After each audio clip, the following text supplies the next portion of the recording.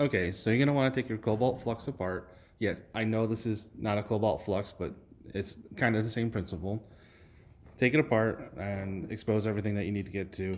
We'll be using a multimeter, and this is a nice cheap meter that works really well. It's an AN8009, and we're gonna turn this on and we're gonna set it to the beep mode. See, that makes the beep noise, and we hit this select hold to change mode. All right, so we got the little sound symbol. That means it's going to beep when we touch the leads together. When it beeps, that means we have a connection and the electrical wire is good. For instance, these should all be connected. And we're good there. So we want to check, not the top arrow, we want to check your ground. This pad is similar. Each arrow has these metal contacts underneath. They're all connected together. All 4 arrows all have the same ground. Kind of goes along with the saying, ground is ground is ground is ground. They should all be ground. Now, on a check, make sure we have continuity.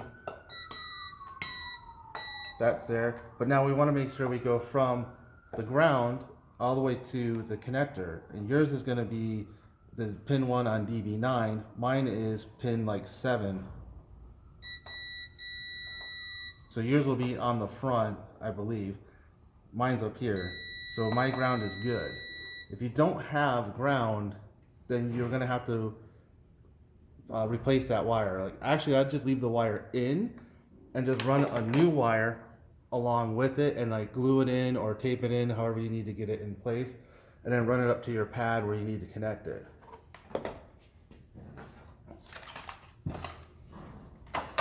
Make this up so we can see it.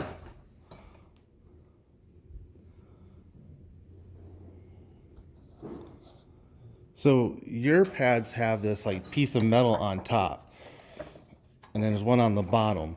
You're gonna want to look at that bottom one. That red wire, it looks like it's pulled tight and looks like it's broken. Maybe we can fix it. Like if you peel this off, pretend this is Velcro. Use a knife or something so you don't ruin it, because I don't know if you can get more somewhere. And then inspect the wire. You want to make sure the wire is actually attached. This one's solid core. You probably want to go with stranded. That means there'll be multiple tiny little wires inside it.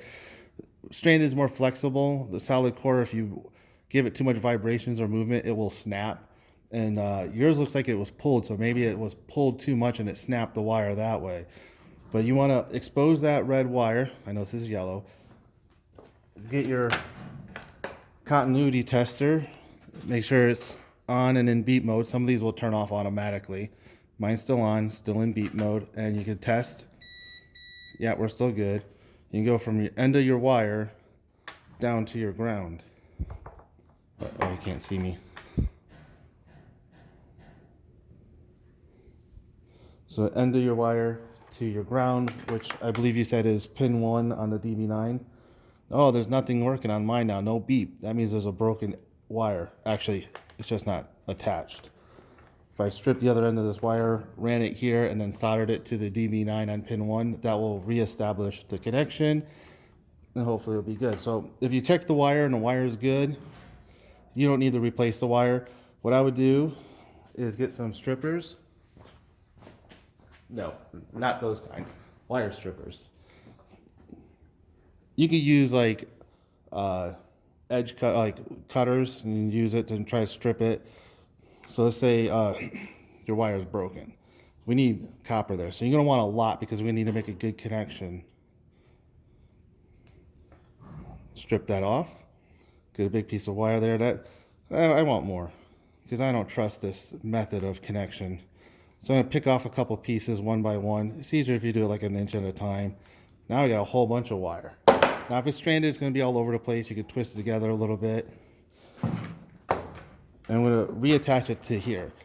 Now this piece, I took some like 180 grit sandpaper and went to town on it to shine it up. If it's corroded or ruined, you're not gonna get a good electrical connection and your button won't work. So it could be that that is corroded and not connected.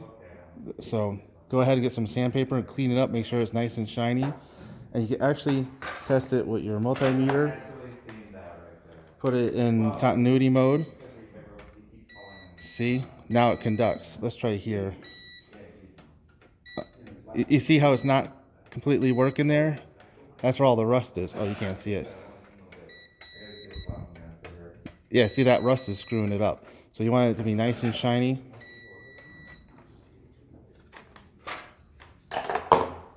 So what I would do is not overlap the wire,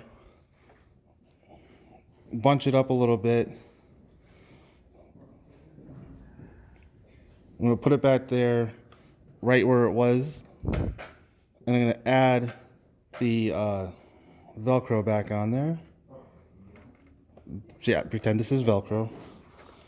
Rub it down on there with like your fingernail or a piece of plastic, and then you see what I did? I left some wire sticking out.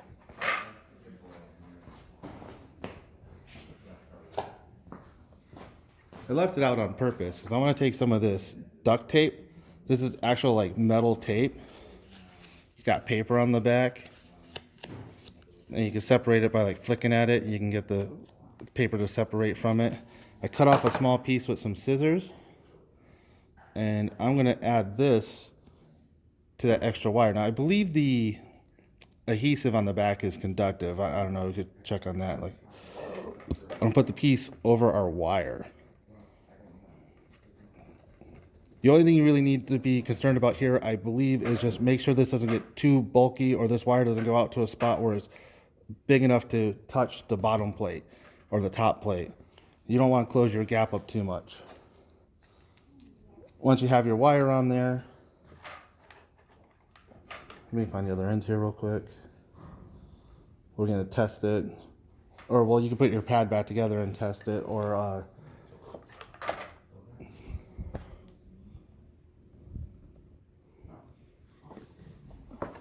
going to strip this end so I can test it. On your pad, you would actually take and connect this back to the DB9. Test this again, still beeps. All right, from here to here now should beep. So you want to make sure your pin 1 to your base plate is conducting.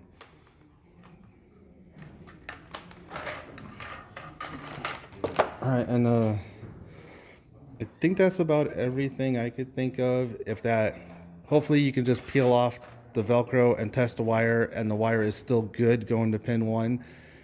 And then all you need to do is just clean this piece of metal and re-adhere it, and maybe add another piece of aluminum tape to help increase its conductivity. If you're not getting any conduction from the pin 1 to the end of the wire, then yeah, you're gonna have to run another wire, which you can find wire like this inside an Ethernet cable. You cut it apart, strip it, and pull all the wires apart, and that's a nice small like 20 gauge wire or 24 gauge wire. You'll be able to easily install that into the pad. Of course, you'll have to take everything out and glue it in or tape it in, and then solder it to the end, and that should fix your pad. So hopefully that helps you out. Don't forget to like, subscribe, and have some fun. All right, I have to clean all this up now.